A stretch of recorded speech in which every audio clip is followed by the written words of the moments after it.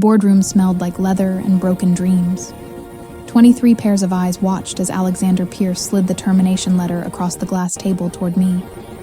His black fountain pen caught the light, the same pen that had signed my hiring papers 2 years before.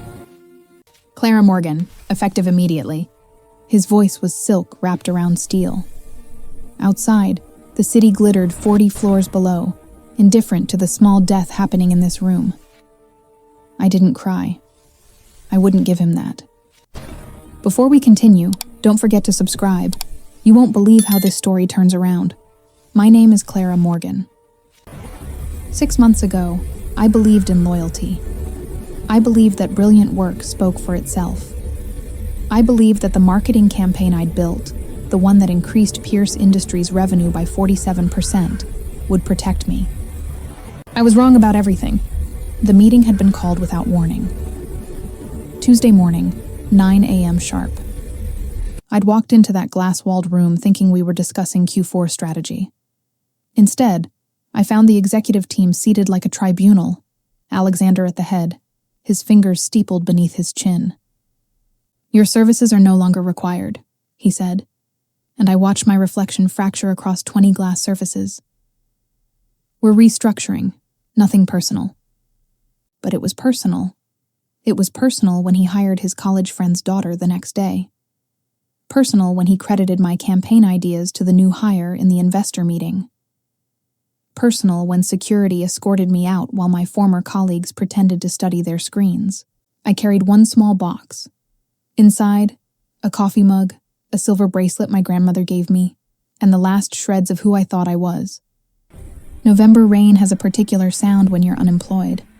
It whispers failure against windows you can't afford to keep. My savings lasted 6 weeks. Applications disappeared into digital voids. Every interview ended with the same cold smile. "We'll be in touch." They never were. Alexander's reputation echoed through every rejection. A silent blacklist I couldn't prove but felt in every closed door. I stopped answering calls from concerned friends. Their pity tasted worse than the instant ramen I ate for 17 days straight. The apartment grew smaller. Bills stacked like accusatory monuments on my kitchen counter. My watch, a graduation gift, stopped working. I couldn't afford to fix it, so I wore it anyway, frozen at 9:14, the exact minute I'd been fired. At night, the city lights mocked me through thin curtains.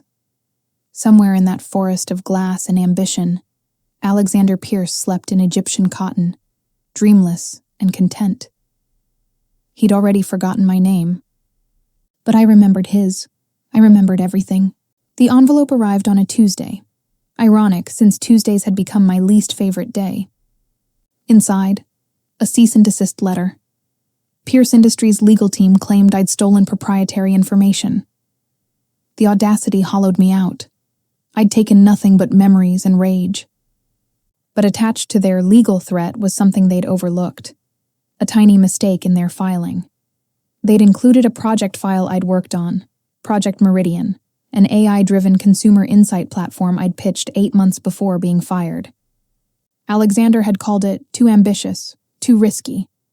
He'd killed it in front of the board, his black pen striking through my proposal with theatrical finality. Yet here it was in their legal documents, abandoned in their archives, gathering digital dust. I read the proposal 3 times. Then I read it again. The idea was still brilliant, still viable. And legally, since they'd officially rejected and archived it, the intellectual property existed in a gray zone. Something shifted in my chest. Not hope exactly, something sharper. I opened my laptop for the first time in weeks. The screen's glow felt like dawn breaking after an endless night. My hands trembled as I created a new folder and typed 4 words. Meridian. Build it myself. The first 3 months were warfare against doubt. I freelanced during the day.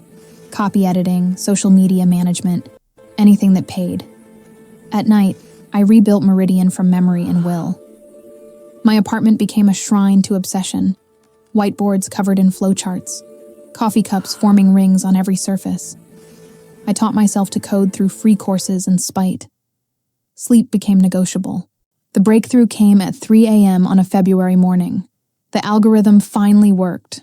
Consumer behavior predicted with 89% accuracy. I sat in my desk chair and laughed until I cried, muffling the sound so my neighbors wouldn't worry. I needed funding. Banks laughed politely. Venture capitalists never returned my calls. So I went smaller. Angel investors, crowdfunding, a second mortgage on my grandmother's house that she insisted on despite my protests. "Build your empire, Clara," she'd whispered, pressing the papers into my hands. "Show them what mercy looks like when it stops being given." 6 months in, I had a prototype. 8 months in, I had my first client, a small retail chain desperate enough to take a chance on an unknown. The platform worked. Their sales increased by 32% in the first quarter. Word spread like fire in drought season. By month 12, I had 6 employees working from a converted warehouse. By month 18, we had 23 clients, and I'd named the company Meridian Insights. The irony wasn't lost on me.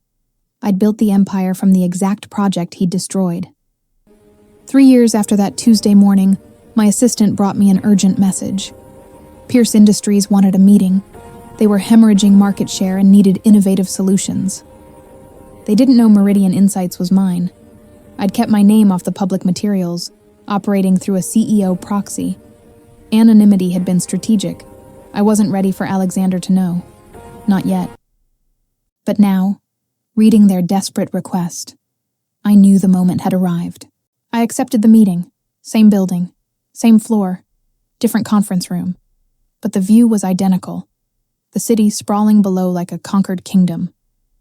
Alexander walked in flanked by his executives. He'd aged.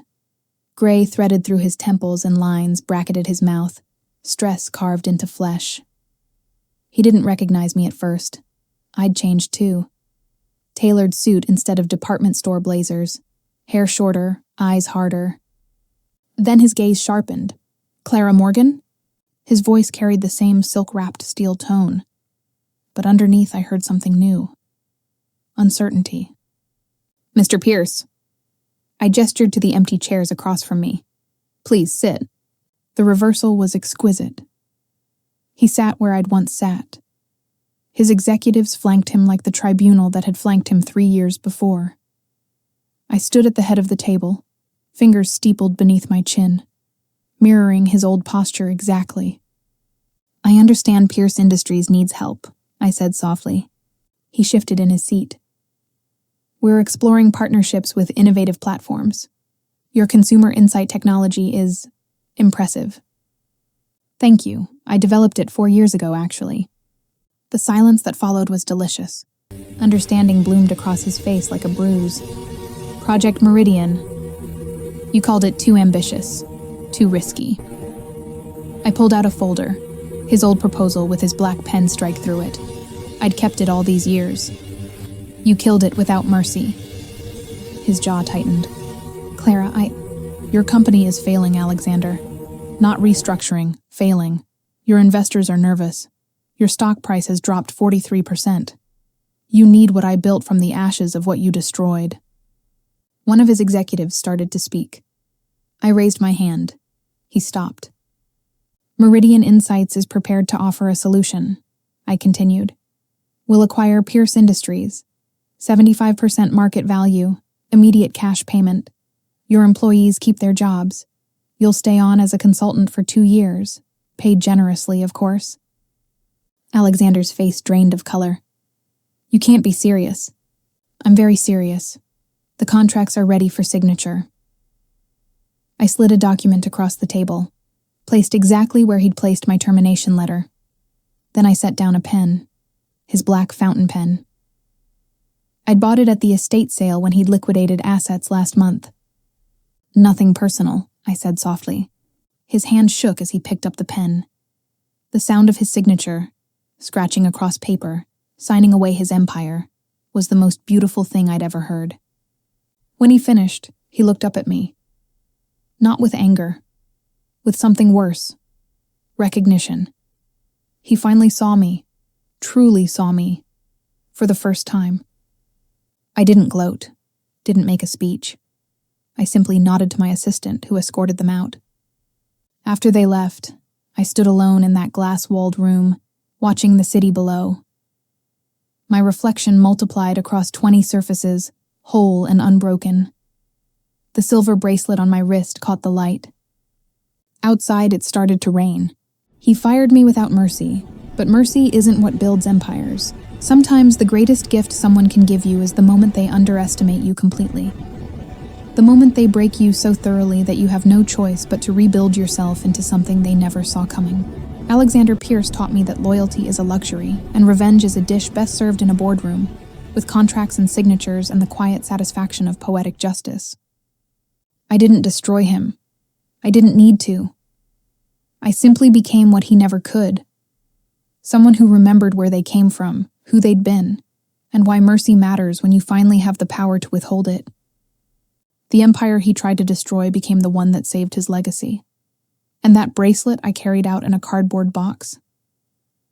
I still wear it every day, a reminder that sometimes being fired is the universe's way of saying, build your own empire.